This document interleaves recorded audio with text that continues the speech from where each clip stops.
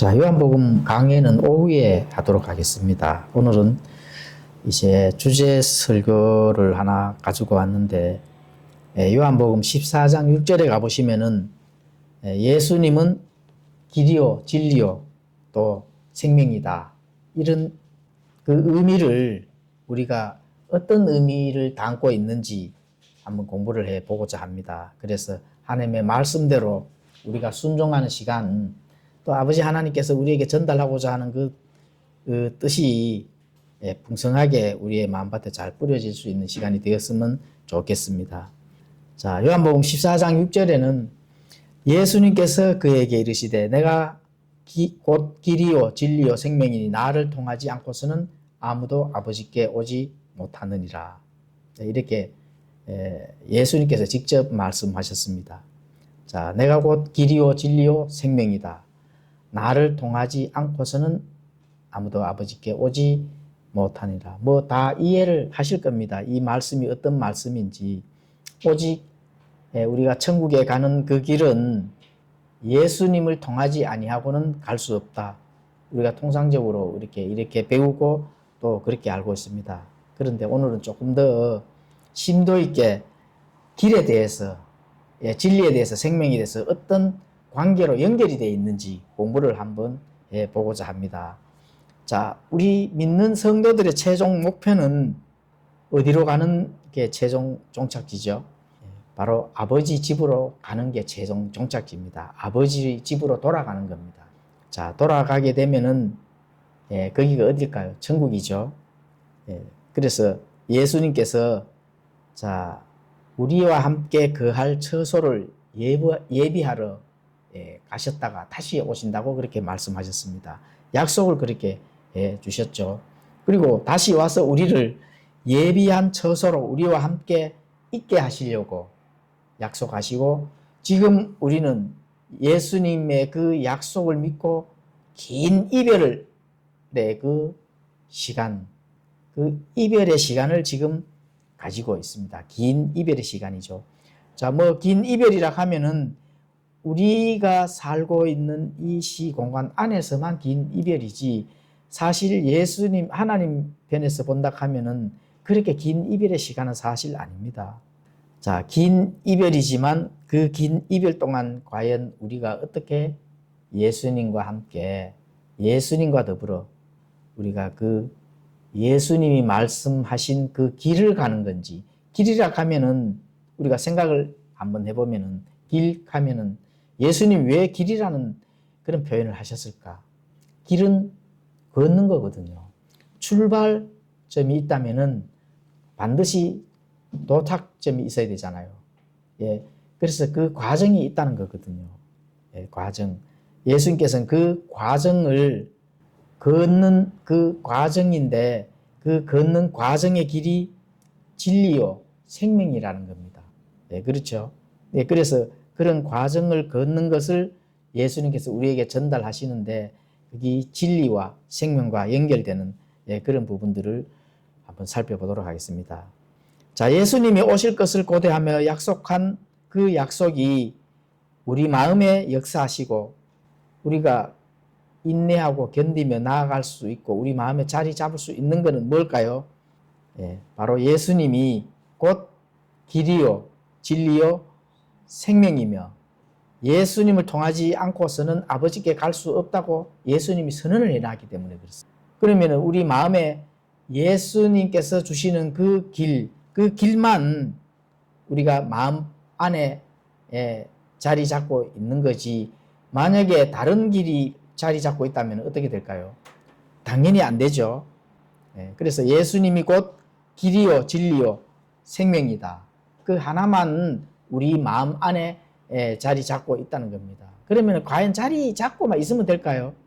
자리 잡고만 있으면은 사실은 안 되죠.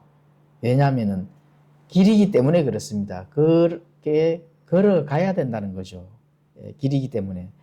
그래서 예수님께서는 내가 곧 길이다.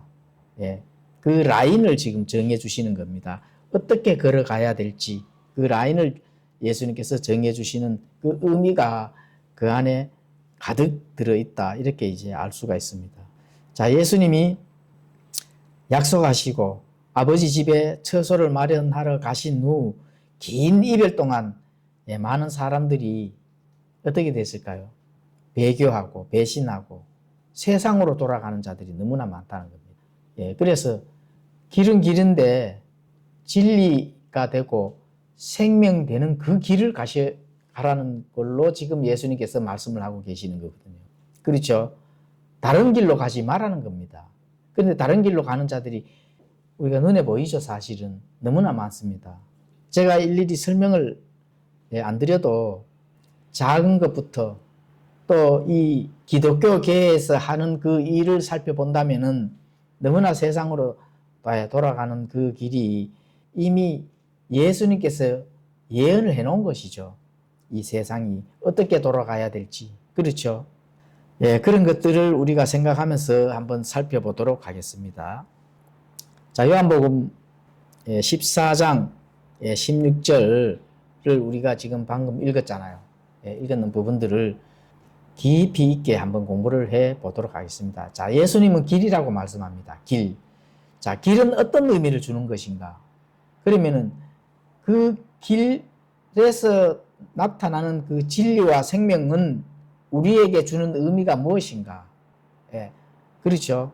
그걸 한번 살펴보고자 하면은 예수님은 길이시기 때문에 믿는 자들을 아버지 집으로 데리고 가시는 겁니다. 예수님이 데리고 가신다는 거죠. 누가 데리고 가요? 사람이 데리고 가는 거 아닙니다. 누가 데리고 갈까요? 예수님이 데리고 간다는 겁니다. 그래서 그 길이라는 겁니다. 길을 표현하시는 겁니다. 그렇죠. 그리고 예수님은 진리이시기 때문에 예수님께서 직접 아버지의 마음을 우리에게 보여주셨습니다. 그렇죠. 그래서 우리도 어떻게 돼요? 아버지의 마음을 알 수가 있는 겁니다. 만약에 우리가 아버지의 마음을 알 수가 없다면 신앙생활이 가능할까요? 안 할까요? 당연히 안 하죠. 천국이 막연한 데예요. 추상적인 그런 철학적인 얘기예요. 아니죠. 아버지가 직접 우리에게 아버지의 마음을 예수님을 통해서 우리에게 바로 보여줬기 때문에 우리가 아버지의 마음을 아는 겁니다. 그래서 희망을 가지고 있는 거죠. 소망을 가지고 있을 수 있는 그것이 바로 아버지의 마음을 알기 때문에 그렇습니다. 모른다면 소망을 가질 수가 없는 거죠, 당연히. 자, 예수님은 생명이시기 때문에 아버지의 도움을 예수님도 받으셨습니다. 그렇다면 우리도 아버지의 영적 자원들을 어떻게 돼요? 아버지의 영적 자원들을 받을 수가 있는 겁니다. 생명은 주는 겁니다. 다시 말하면. 우리 안에서 뭔가 생명이 처음부터 있어요? 아니죠. 새로운 생명을 아버지께서 우리에게 주셨기 때문에 우리가 아버지 집으로 갈 수가 있는 겁니다. 그렇죠. 굉장히 중요하죠. 길, 진리, 생명. 그 예수님께서 이 세 가지의 그 씨앗을 진짜 정확하게 우리에게 전달해 주셨다 하는 거. 그렇죠.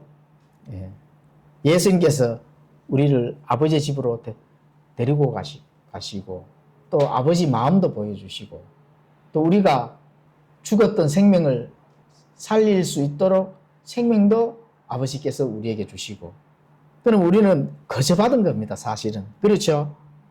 거저받은 겁니다. 그래서 그게 예수님은 내가 곧 길이요 진리요 생명이다. 나를 통하지 않고서는 아버지께 갈 자가 없다는 겁니다.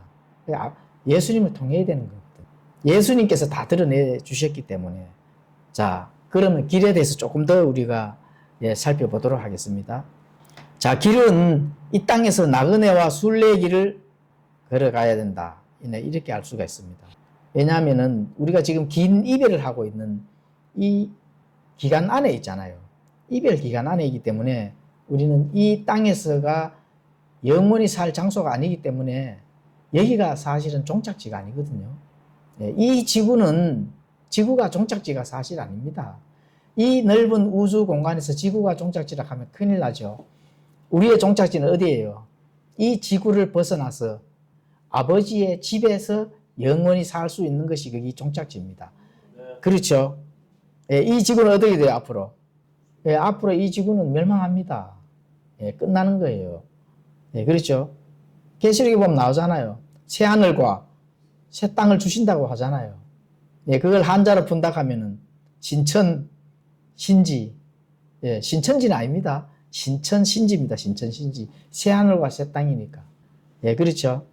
예, 그래서 우리가 마지막으로 가야 될 곳은 예, 아버지의 집입니다. 아버지의 집. 예, 그래서 길을 걷는다. 그래서 이 땅에서 잠시 있는 동안에도 우리가 걸어야 될 길이 있는데 나그네와 순례의 길을 걸어야 된다. 예, 여기가 영원히 살 장소로만 알고 여기서 정착해야지. 이런 마음을 먹는 순간 큰일 납니다. 예, 그렇죠. 우리는 다 떠날 때가 있다는 거예요. 떠날 때가. 예, 그때가 언젠지는 모르지만은 곧 떠날 때가 우리가 짐작은 하고 있죠. 예, 그래서 예, 그런 부분들을 준비하고 예비해야 된다 하는 그런 부분들 예수님께서 미리 예, 전달해 주시는 겁니다. 자, 베드로후서 3장 18절에는 오직 은혜 면에서 성장하고 우리 주 곧 구원자 예수 그리스도를 아는 지식 면에서 성장하라 이렇게 말씀합니다. 그렇죠? 예수 그리스도를 아는 지식 면에서. 왜냐하면 예수님께서 아버지의 마음과 아버지의 모든 것들을 보여주셨기 때문에 그렇습니다. 그래서 예수 그리스도를 아는 것에서 우리가 예, 성장을 하면은 아버지가 어떤 것인지 예수님을 보고 아버지의 마음과 또 아버지가 하시고자 하시는 그 일들, 의미, 뜻, 말씀, 진리 이런 것들을 예수님을 보고 우리가 알 수가 있는 겁니다. 그래서 오직 예수 그리스도만이 길이라는 겁니다. 다른 사람을 쳐다보면 안 되는 거거든요. 사람을 봐서도 안 되고 교단을 봐서도 안 되고 어떤 전통을 봐서도 안 됩니다. 누구를 보셔야 된다고요? 예수 그리스도를 봐야 된다. 예, 그래서 그런 면들을 지금 예수님께서 마태복음 14장 6절이죠. 14장 6절에 그렇게 이제 말씀을 하시고 아세 못을 박아 놓은 겁니다. 자, 요한복음 14장 23에서 24절은 이렇게 말씀합니다. 요한복음 14장 23에서 24절. 예수님께서 그에게 대답하여 이르시되 나를 사랑하면 내 말들을 지키리니 그러면 내 아버지께서 그를 사랑하실 것이요. 그 예수님은 나를 사랑한다면은 아버지께서도 그를 사랑한다는 겁니다. 예, 그렇죠. 반드시 아버지를 드러내시는 거거든요. 왜냐하면 예수님이 이 땅에서 지금 하시는 사역 동안에는 아버지를 드러내셔야 되기 때문에 그렇습니다. 자, 그래서 나를 사랑하면은 내 말들을 지키는다는 겁니다. 그렇죠. 그러면은 아버지께서 자, 우리가 예수님의 말씀을 그렇죠. 예수님의 그 말들을 지킨다면은 아버지께서 우리를 어떻게 한다고요? 사랑한다는 겁니다. 예수님의 말들을 지킨다면. 성경이잖아요. 그렇죠? 예. 그래서 우리가 그에게 가서 우리의 거처가 그와 함께 있게 하리라. 아버지께서 그렇게 하신다는 겁니다. 아버지께서 그를 사랑하실 것이요. 우리가 그에게 가서 우리의 거처가 그와 함께 있게 한다는 겁니다. 예수님과 함께 있게 한다는 겁니다. 예수님이 지금 가셔서 거처를 마련하 이미 다 끝났을 거예요. 뭐냐면 예수님께서 재림하실 때가 다 됐으니까. 그렇죠. 그러면은 우리를 예수님과 함께 그 처소에 그 거처에 있게 하신다는 겁니다. 아버지께서. 자, 그 반대되는 말씀도 있습니다. 내 말을 사랑하지 아니하는 자는 내 말을 지키지 아니하나니 너희가 듣는 말은 내 것이 아니요 나를 보내신 아버지의 것이니라. 아버지께서 계속 말씀하시잖아요. 예. 너희가 예수님을 말씀에 순종하게 되면은 내가 너희를 사랑하는데 또 예수님과 함께 마련된 그 처소에서 있게 하고 이렇게 계속 말씀하신다는 겁니다. 그 내 말들 지키지 아니한다 하면은 안 된다는 거죠. 그렇죠? 그렇게 된다 하면은 지키지 않는다 하면은 예수님께서 이루신 많은 일들을 사랑하지 않는다는 거죠. 말들을 사랑하지 않는다. 그 말들을 사랑하지 않으니까 당연히 안 지키겠죠.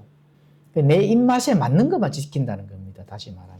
정확하게 예수님께서 하시는 그 많은 일들, 그 말씀들을 사랑한다면은 그걸 당연히 지킨다는 겁니다. 예, 그렇죠.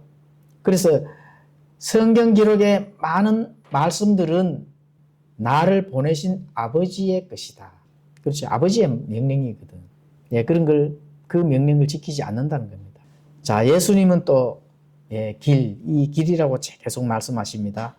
이 길은 천국을 향하는 유일한 길이기에 천국은 나그네와 순례자의 길의 종착역이다. 예, 종착지죠. 예, 종착지. 그래서 길로 표현하는 겁니다. 예, 잠시만 너희들이 참고 기다려라.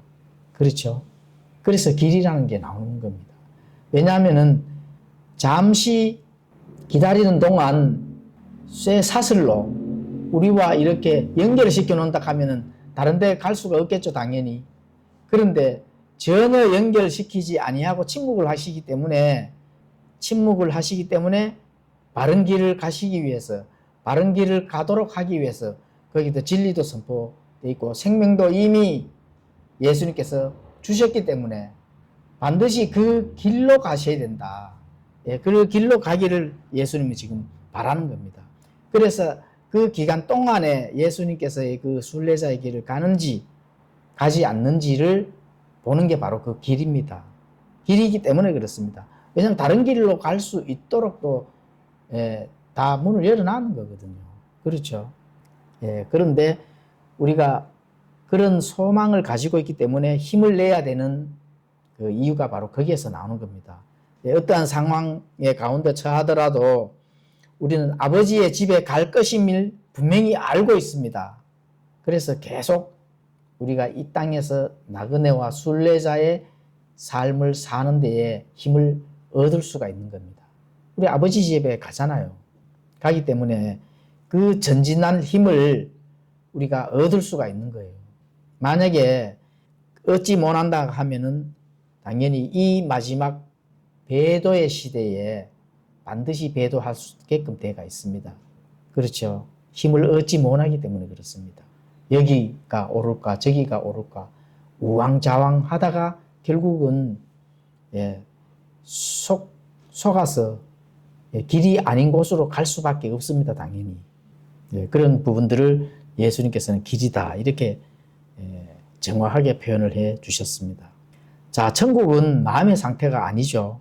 실존하는 실제 장소입니다. 그 장소는 예수님께서 직접 말씀하셨죠. 내 아버지의 집이다. 내 아버지의 집이 그냥 마음의 상태라 하면은 큰일 날 일입니다. 그렇죠. 마음의 상태가 절대로 아니고 실제 위치적 장소가 천국이다. 자, 시편 23편 6절에 가보시면은 내 평생의 선하심과 긍휼이 정녕 나를 따르리니 내가 주의 집에 영원히 거하리로다. 주의 집에 영원히 거하리로다. 끝이 없도록 아름다운 그 상태로 영원히 거할 수 있는 것이 바로 실제 장소인 천국이라는 겁니다. 자, 천국은 수많은 사람들이 그렇듯이 누군가가 죽을 때만 생각해보는 그런 추상적인 그런 것이 아닙니다. 사실은 천국은. 실제 내가 지금도 우리가 하늘의 신분을 가지고 살아가고 있다. 이렇게 생각을 하셔야 됩니다. 꼭 죽음이 다가왔을 때, 죽으면은 천국 가겠지. 지금 내가 열심히 교회 다니고, 예수님 열심히 믿고, 이렇게 하니까 막연하게 천국 가겠지. 이거 정말 큰일 날 일입니다. 그런 추상적인 생각을 가진다면은 예수님께서 내가 길이요, 진리요, 생명이라는 이렇게 강력한 그 의미를 우리에게 전달해 주시지 않아도 너희가 나를 믿으면 천국 가. 막연하게 추상적으로 이렇게 말씀하셨겠죠. 그렇죠. 왜냐하면은 인간은 항상 죄성을 가지고 있기 때문에 언제든지 옆에서 누군가가 얘기를 하면은 배도할 준비를 항상 가지고 있거든요. 그래서 그 길, 진리, 생명을 정확하게 예수님께서 연결을 시켜놨습니다. 자, 천국의 확신은 우리의 삶 속에서 강력한 동기부여가 돼줘야 됩니다. 그냥 막연한 추상적인 걸로 생각하시면 안 되고 실제 장소이면서 영원히 아버지와 함께 거할 수 있는 그 실제 장소고 정말로 이 땅에서는 상상도 하지 못한 참 아름답고 좋은 장소다. 한 번도 우리가 마음속에라도 나타나보지 못한 나타난다든지 또 생각을 해보지 못한 그런 장소이다 하는 그런 확신된 삶 속에서 그게 천국이란 것이 동기부여가 돼줘야 된다는 겁니다. 소망을 가지고 힘을 내서 살아가야 된다는 거죠. 예, 그렇죠. 그런 동기부여가 되지 않다면 흔들흔들 하다가 그 길이 아닌 곳으로 간다는 겁니다. 흔들흔들 하다가. 예, 그렇죠. 자, 믿음의 선진들, 성경에 기록된 믿음의 선진들을 한번 살펴보겠습니다. 아브라함이 천국을 바라보고 새 힘을 얻었습니다, 사실은. 예, 히브리서 11장 8절에서 10절을 가보면 그렇게 기록이 되어 있습니다. 예, 천국을 바라봤다는 겁니다. 실제 그 장소. 그렇죠. 그리고 다윗 왕은 하늘에서 주님을 만날 것을 알고 힘을 얻었습니다. 그 도망 다니고 숨고 미치광이처럼 되는 것도 그렇게 할 수 있었던 게 뭐예요? 동기부여가 뭐죠? 천국을 바라봤다는 겁니다. 주님을 바라봤다는 거죠. 그렇죠. 시편 17편 15절에 또 그렇게 기록이 되어 있습니다. 자, 예수님도 장차 다가올 기쁨을 생각하며 십자가의 고통을 견디셨다는 겁니다. 장차 기쁨을 바라보면서 히브리서 12장 1절에서 2절, 유다서 24절 가보시면 그렇게 기록이 되어 있습니다. 십자가에 달려 있으면서도 예수님께서 견딜 수 있었던 것은 이제 앞으로 나의 신부들과 함께 영원 무궁토록 아버지 집의 처소에서 살 수 있다 하는 그 소망, 그 희망, 그 희망을 가졌기 때문에 그 중험한 십자가의 고통을 단번에 견디고 이기실 수 있었다는 겁니다. 자, 예수님이 길이라는 것을 알고 천국에 대한 기대가 있다면은 우리도 마찬가지죠. 이 세상의 미혹, 또 유혹, 또 고통, 슬픔, 이런 짐들은 사실 가볍습니다. 그렇죠. 또 줄어들거나 실제로 가볍고 줄어들거나 실제로 사라집니다. 사실은. 그러한 것들은 사실 태평양 바다에 모래 하나 정도의 무게밖에 안 된다. 이렇게 될 수밖에 없습니다. 실제로 천국에 대한 기대가 있다면 삶에 대한 희망, 소망, 힘껏 거기에 대한 그 길로 갈 수가 있다는 거죠. 자, 그러면 잘못된 길도 선택할 수 있잖아. 그죠? 잘못된 길을 선택한다면은 당연히 아버지 집에 갈 수가 없습니다.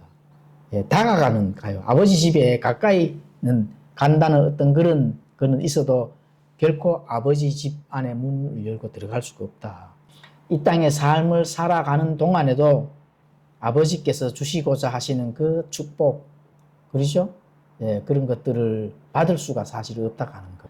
잘못된 길을 선택하면 절대로 안 됩니다. 자, 시편 1편에서 1절, 2절 우리가 많이 암송을 한 구절이죠. 자, 우리 흠정역 과거의 개혁성경에서 입에서 지금 막 나오죠. 시편 1편 1절에서 2절. 악인의 꾀를 쫓지 아니하고, 그렇죠. 뭐 이렇게 나오죠. 그죠? 그런 게 아니고 정확하게 하나님의 그 의미와 뜻을 우리가 전달받아야 됩니다.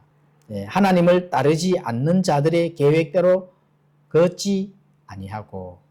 자, 이 말씀 굉장히 중요합니다. 하나님을 따르지 않는 자들이 계획하는 게 있다는 겁니다. 그 계획에 그 길로 걷지를 않는다는 겁니다. 그 길로 걸으면 안 돼요, 사실은. 그렇죠? 그리고 죄인들의 길에 서지 아니하고 조롱하는 자들의 자리에 앉지 아니하는 사람은 복이 있다는 겁니다. 그 길이 얼마나 중요하겠어요. 그렇죠? 또 주의 율법을 기뻐하며 그분의 율법을 밤낮으로 묵상하는 자들, 이런 자들은 사실 아버지의 집에 가는 것뿐만 아니라 삶을 통하는 그 가운데서도 하나님께서 축복해 주신다. 그렇죠. 그래서 예수님은 진리이시고 그분의 말씀은 곧 진리의 말씀이시다. 이거 예수님께서 직접 이제 말씀하시고 그 말씀이 요한복음에 많이 나옵니다. 요한복음 17장 17절에 가보시면은 아버지의 진리로 그들을 거룩히 구별하옵소서. 우리가 구별되고 또 분별할 수 있는 것은 아버지의 진리로 분별을 하는 겁니다. 예수님도 아버지의 진리로 많은 것들을 구별하면서 그 지혜로 많은 것들을, 그 사역들을 이루어 나가신 거거든요. 그래서 아버지의 말씀은 진리다. 이렇게 이제 요한복음 17장 10절에 그렇게 말씀합니다. 아버지의 말씀은 진리이다. 자, 성경에서 예수님을 만나고 우리의 믿음의 여정을 위한 그런 위로와 힘을 얻을 수가 있는 거죠. 이 말씀을 통해서. 그렇죠? 예. 아버지의 진리로 그들을 거룩히 구별한다. 자, 우리가 구별된 것도 어떤 진리로 구별되었어요? 아버지의 진리로 아버지께서 우리를 구별해 놓으셨다는 거예요. 그 진리는 예수님입니다. 예수님. 예수님께서 우리 이 땅에 말씀이 육신되어 오셨기 때문에 그 예수님을 통한다면은 아버지께서 거룩히 구별해 주셨다는 겁니다. 자, 예수님은 아버지의 집으로 가는 길일 뿐만 아니라 아버지의 마음의 진리가 되신다. 예수님이 그렇습니다. 예수님이 길인데 또 아버지의 마음에 대한 그런 진리를 예수님께서 어떻게 돼요? 이 땅에서 그대로 그 진리 자체가 되신다는 겁니다. 우리가 그거를 봤잖아, 그죠? 뭐를 통해서? 말씀을 통해서. 예수님께서의 그 시대에 있던 많은 사람들은 직접 예수님을 보셨지만 우리는 뭐를 통해서 볼까요? 말씀을 통해서 보는 거거든요. 그래서 말씀 자체가 예수님의 진리가 되신다는 겁니다. 그래서 우리가 주님 안에 거하며 주님의 생명을 나눌 때면 아버지께서 도와주시고 또 필요를 공급해 주신다 하는 거 꼭 믿으셔야 됩니다. 하나님의 은혜와 권능이 우리를 도와주신다는 겁니다. 하나님의 은혜와 권능이 우리를 도와주시는 거고 결코 불완전한 곳으로 인도하지 않으신다 하는 거 이거 꼭 믿으셔야 됩니다. 그런 것들을 믿지 않을 때 항상 이렇게 흔들리다가 또 이쪽에서 또 흔들리다가 결코 아버지의 도움을 받으실 수가 없다 하는 그런 부분들을 꼭 아셔야 되는 겁니다. 우리는 성령 안에서 생명과 권능으로 일을 할 수 있음을 알 수가 있습니다. 내가 하는 일은 내 삶 속에서 하는 일 또는 어떤 영적인 일도 다 마찬가지죠. 이런 일들은 성령 안에서 생명과 권능으로 하셔야 된다. 그래야 아버지께서 직접 도와주실 수가 있다 하는 거. 이게 굉장히 중요한 말씀입니다. 데살로니가전서 2장 13절에 가보시면은 이런 까닭으로 우리가 또한 하나님께 끊임없이 감사를 드리나니 이는 너희가 우리에게서 들은 하나님의 말씀을 받을 때에 그것을 사람들의 말로 받지 아니하고 하나님의 말씀으로 받았기 때문이라. 그것은 진실로 하나님의 말씀이니라. 그것이 또한 믿는 너희 안에서 효력 있게 일하고 있느니라. 그 말씀을 진실로 받으니까 어떻게 돼요? 그 말씀이 믿는 우리 안에서 효력 있게 일을 한다는 겁니다. 어떤 일을 해요? 우리의 삶에 통하는 이 삶을 걸어가는 그 길 안에서 말씀이 우리 안에서 효력 있게 일을 한다는 겁니다. 실제로 일을 한다는 겁니다. 효험이 있다는 거예요. 제가 효험이란 말을 자주 쓰거든요. 효과가 있다는 겁니다. 실제로. 효력이 있다 하는 거는. 그런데 그걸 사람들이 믿어야 안 믿어요? 절대로 안 믿죠. 말씀을 받아서 내 안에 효력 있게 일을 하는 그 길을 가는 것이 아니라 뭐를 가요? 잘못된 길을 가는 거죠, 사람들이. 신앙의 길을, 말씀의 길, 믿음의 길이 잘못된 길로 간다면은 절대로 효력 있게 일을 할 수가 없다는 겁니다. 그거를 실제로 믿지 않기 때문에 그런 거거든요. 하나님이 우리에게 그분의 말씀을 주신 까닭이 무엇일까요? 그저 말씀을 다른 사람에게 설명하기 위해서 하나님께서 주셨을까요? 아닙니다. 우리 자신의 말씀을 받고 심어서 다른 사람들이 우리를 통해 예수님을 볼 수 있도록, 주님을 볼 수 있도록, 아버지를 볼 수 있도록, 그래서 우리에게 말씀을 주신 거거든요. 증거 자료로 말씀을 주신 겁니다. 그리고 효력 있게 일을 할 수 있도록까지도 하나님께서 해주셨다는 거지. 그래서 우리가 말씀대로 산다면은 아버지께서 반드시 도와주실 수밖에 없습니다. 말씀대로 산다면은. 그래서 우리에게 말씀을 주신 거죠. 말씀을 줄 때 우리가 지식적으로 다른 사람한테 설명을 하기 위해서 아닙니다. 우리를 통해 예수님을 보고 우리를 통해 아버지를 볼 수 있도록 그렇게 됐을 때 그 말씀이 우리 안에서 효력 있게 일을 한다. 이거 분명히 기억을 하시면 좋겠습니다. 자, 말씀을 받을 때 그 말씀이 육신이 되어야 됩니다. 사실은. 예수님께서 말씀이 뭐가 됐을까요? 말씀이 육신이 되어 이 땅에 오셨잖아요. 그렇죠? 말씀이 육신이 되어 우리 가운데 거하심에 이렇게 말씀하시잖아요. 그러면 우리가 말씀을 받았다면 말씀이 뭐가 돼야 돼요? 그 말씀이 예수님처럼 육신이 되어야 됩니다. 그게 굉장히 중요한 겁니다. 그래야만이 그분의 영광을 볼 수가 있는 겁니다. 그렇죠? 요한복음 1장 14절에 정확하게 예수님께 말씀하셨잖아요. 말씀이 육신이 되어 우리 가운데 거하심에 우리가 그분의 영광을 보니 아버지의 독생하신 분의 영광이요 은혜와 진리가 충만하더라. 우리가 말씀을 받았습니다. 말씀 따로 육신 따로 될 수가 없는 거죠. 말씀을 받았으면 말씀 자체가 우리도 예수님처럼 육신이 되어줘야 된다는 거예요. 옛날 육신에서 벗어나서 그 은혜와 진리가 충만한 그 말씀에 대한 그 육신, 그렇죠? 그래야만이 그분의 영광을 볼 수가 있는 겁니다. 굉장히 중요한 말씀이죠. 자, 야고보서 1장 22절에는 이렇게 말씀합니다. 더욱이 너희는 말씀을 행하는 자가 되고 듣기만 하여 너희 자신을 속이는 자가 되지 말라.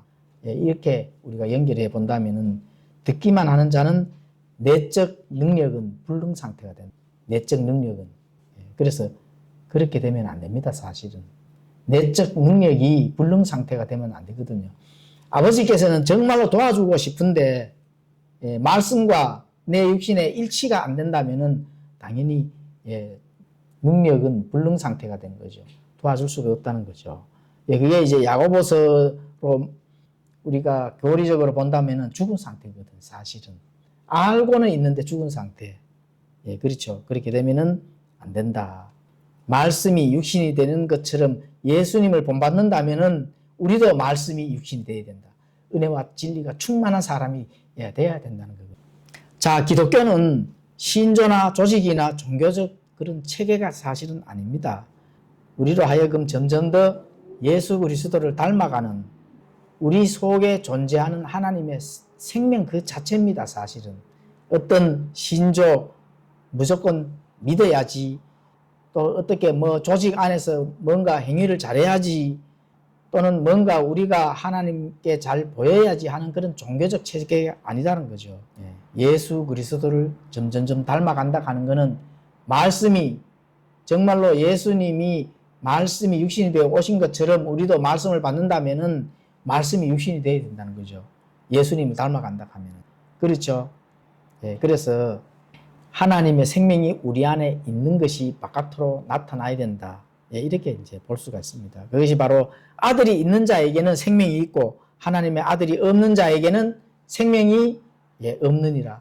바로 직격탄을 우리에게 날려주시잖아요. 요한일서 5장 12절에. 그렇죠.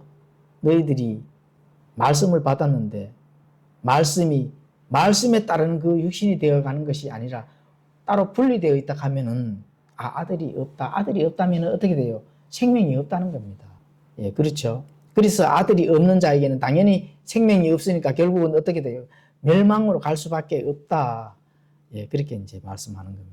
자, 갈라디아서 2장 20절에는 내가 그리스도와 함께 십자가에 못 박혀 있으나 그럼에도 불구하고 사노라. 그러나 내가 아니요 그리스도께서 내 안에 사시느니라. 나는 지금 내가 육체 안에서 사는 삶을 나를 사랑하사 나를 위해 자신을 주신 하나님의 아들의 믿음으로 살아. 하나님의 아들의 믿음으로 산다는 겁니다. 그렇죠? 내가 사는 게 아니거든요. 지금 내가 육체 안에 사는 삶을 말씀이 육체가 되야 되는데 말씀이 육신이 되어야 되는 겁니다. 사실은. 그렇죠? 지금 그런 게 다 이렇게 연결이 되는 거죠. 자, 이것은 우리의 삶의 길이신 예수님을 따르고 진리이신 예수님을 믿고 또 생명이신 예수님께 순종할 때 우리 안에서 우리를 통해 역사하시는 하나님의 생명입니다. 우리가 하나님의 생명 그 자체라는 겁니다. 하나님의 생명 그 자체. 그래서 하나님의 아들의 믿음으로 사는 겁니다. 하나님의 아들의 믿음을 믿는 믿음으로 사는 게 아닙니다. 개혁성경처럼 그냥 자꾸 믿는 것만 강조를 해서 믿기만 하면 이래 하는데 그게 아닙니다. 하나님의 아들의 믿음으로 사는 겁니다. 그래서 차이가 많죠, 정말. 말씀이 육신이 되었다 하는 그 하나님의 생명 그 자체인데 자꾸 믿기만 하면은 믿는 믿음으로 이렇게 되는 게 아니죠. 그건 내가 믿는 겁니다. 예, 그래서 우리는 행동, 말, 일에서 예수님을 드러내 보임으로써 우리를 지켜보는 세상 앞에서 또 하나님께 영광을 돌리게 되는 겁니다. 행동, 말, 일, 예수님처럼. 그렇죠. 말씀이 육신이 되기 때문에 우리도 예수님을 닮아가고 또 육체 안에 사는 삶, 우리 안에서 내가 사는 것이 아니라 그리스도께서 내가 산다면은 말씀이 육신이 된 거잖아요. 왜 살려고 노력을 해야 되죠. 그렇게 안 된다 하더라도. 이런 핵심 진리를 사실 안다면은 그렇게 살려고 하는 노력과 또 소망이 있다면은 당연히 그런 진리를 우리가 알고 하나님께 영광을 돌려야 된다. 그래서 이 모든 것들이 이렇게 되는 것이 바로 그리스도인이 되는 겁니다. 그리스도인이. 아니면은 그냥 구경꾼이요, 손님이죠. 교회 나가면은 구경꾼 손님 되면 안 됩니다. 예, 그리스도인이 되어야 됩니다. 예, 그래야 하나님께서 도와주시고 내 삶이 바로 하나님의 그 아버지의 마음이 바깥으로 드러나오고 예수 그리스도의 그 살아왔는 그 삶, 생명 그 자체가 세상에 나타나 보여줘야 된다. 예, 이렇게 되는 겁니다. 자, 시편 84편 11절에는 예, 이렇게 말씀합니다. 이는 주 하나님께서 해와 방패이시기 때문이다. 주께서 은혜와 영광을 주시며 올바르게 걷는 자들에게 좋은 것을 아끼지 아니하시리이다. 그렇죠? 하나님께서 해와 방패가 되시고 주께서 은혜와 영광을 또 주시고 올바르게 걷는 자들에게는 좋은 것을 하나님께서 아끼지 아니하신다는 겁니다. 하나님께서 좋은 것을. 하나님께서 좋은 것이 이 땅에서 먹고 마시고 사고 파는 거예요? 아니잖아요. 아끼지 않는 것을 하나님께서 반드시 주신다는 겁니다. 세상으로부터 분리돼서 주님과 그분의 백성들과 동행을 해야 하는데 악한 자들과 죄인들과 하나님의 것을 모방하는 자들이 우리의 마음과 영향력을 끼친다면은 하나님의 기쁨과 영적 축복을 잃어버리게 된다. 반드시 기억해야 됩니다. 만일 우리가 빛이 아니라 그림자나 어둠 속에 걷고 있으면서 그것을 속인다면 하나님의 영적 자원들을 받을 수가 없고 또 하나님도 도와주시지 않습니다. 시편 5편 10절에서 12절 읽어보시면 또 그렇게 기록이 되어 있습니다. 시편 66편 18절은 읽도록 하겠습니다. 내가 마음속으로 불법에 관심을 두면 주께서 내 말을 듣지 아니하시리라. 내 마음속에 불법에 어떤 관심을 두고 있다. 주께서는 내 말들에 대한 부분, 내 삶을 걷는 그 길에서는 전혀 주님도 듣지 않으신다. 이런 것들은 반드시 좀 기억을 해 주셨으면 좋겠습니다. 세상을 사랑한다 하면은 우리의 마음은 결국 이 세대를 본받게 마련되어 있습니다. 동화될 수밖에 없습니다. 너희가 이 세상에 동화되지 말고 요한 1서 2장 15절에서 17절이 또 로마서 12장 1절 2절로 가보시면은 너희가 이 세상과 동화되지 말아 나오시잖아요. 그런데 세상을 사랑한다면은 동화될 수밖에 없죠. 세상을 본받을 수밖에 없습니다, 사실은. 그래서 하나님은 이 세대에 동화되지 않고 본받지 않기를 간절히 바라십니다. 왜냐하면은 너희들이 내가 준비된 이 집에 와야 될 자들이 아니냐. 내 처소에 와야 될 자들이 아니냐. 세상에 동화되지 말자. 이런 부분들을 간절히 바라신다. 그런 바라는 마음에 우리가 협조를 해줘야 되잖아요. 그죠? 협조를. 적어도 협조 정도는 해주려고 노력은 해야 되잖아요. 자, 예수님은 생명이시기에 그 안에 거하게 되면 생명의 필요를 사실은 공급을 해줍니다. 왜냐하면은 예수님이 우리 안에 거하시잖아요. 생명이시거든. 그러니까 우리가 필요한 생명에 필요한 것들을 공급할까요? 못 할까요? 당연히 공급을 해주죠. 그렇죠. 그래서 우리 안에 예수님만 길이라 하는 거, 진리라 하는 거, 생명이라 하는 것들이 우리 안에 있어야만 그 생명의 공급이 되는 겁니다. 예, 그 필요한 것들을 공급을 시켜주신다. 자, 성경을 대하는 깊이는 예수님을 대하는 깊이와 같습니다. 내가 이 하나님의 말씀이 보존되어 있고 이 말씀이 정말로 생명의 말씀이라면은, 그렇죠? 예수님과 대하는 거와 같다는 겁니다.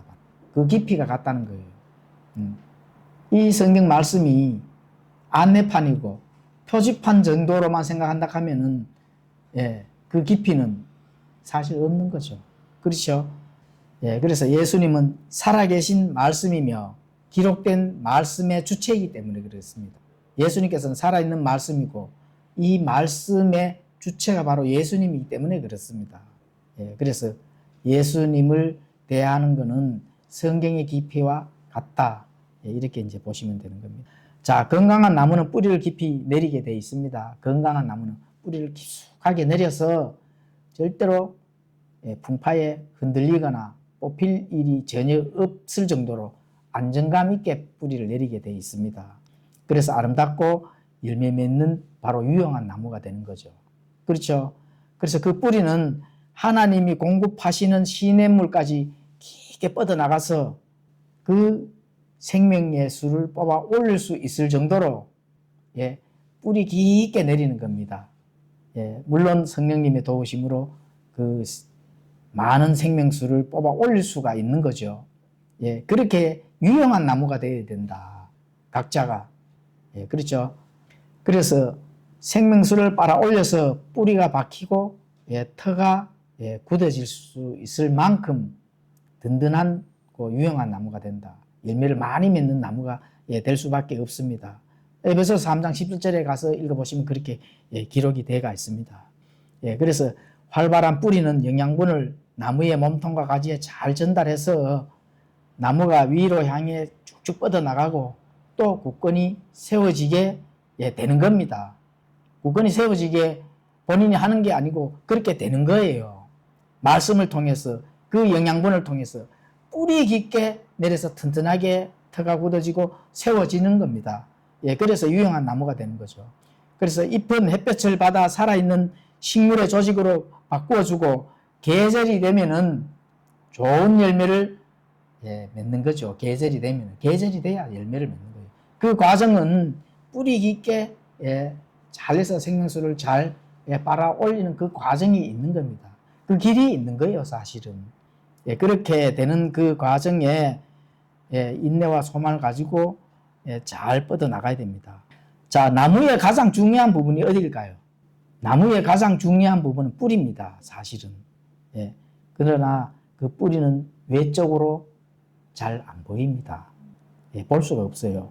근데 신자의 삶에서 가장 중요하게 보는 것은 어디를 볼까요? 하나님께서 뿌리를 본다고 하는. 그렇죠? 그런데 그 뿌리는 누구만 볼 수 있어요? 하나님만 볼 수 있습니다, 사실. 영적으로 건강한 삶을 유지하는 것은 매우 중요한 것 중에 하나죠. 뿌리를 보기 때문에 그렇습니다. 뿌리가 썩고 안 좋고 이래 하는데 하나님께서 바깥에 무성한 잎을 보실까요? 뿌리가 부실한데 맛있고 참 담실한 그 열매를 맺을까요? 그래서 하나님은 뿌리를 보는 겁니다. 사람들한테는 안 보이겠죠. 그리고 이 순간까지도 하나님께서는 그 뿌리를 지켜보고 계신다 하는 거 반드시 기억을 하셔야 됩니다. 그래서 그런 부분들을 우리가 하나님께서 그 과정, 그 길, 생명, 진리를 보신다면은 우리가 그 안에 있는 뿌리, 길, 그렇죠? 또 내 안에서 이 일을 효력 있게 일하시는지 안 하시는지, 말씀을 잘 받아들여서 그것을 하나님께서 보이지 않는 부분을 보신다는 겁니다. 그런 부분들을 히브리서 4장 12절에서 13절에 잘 기록을 되어가 있습니다.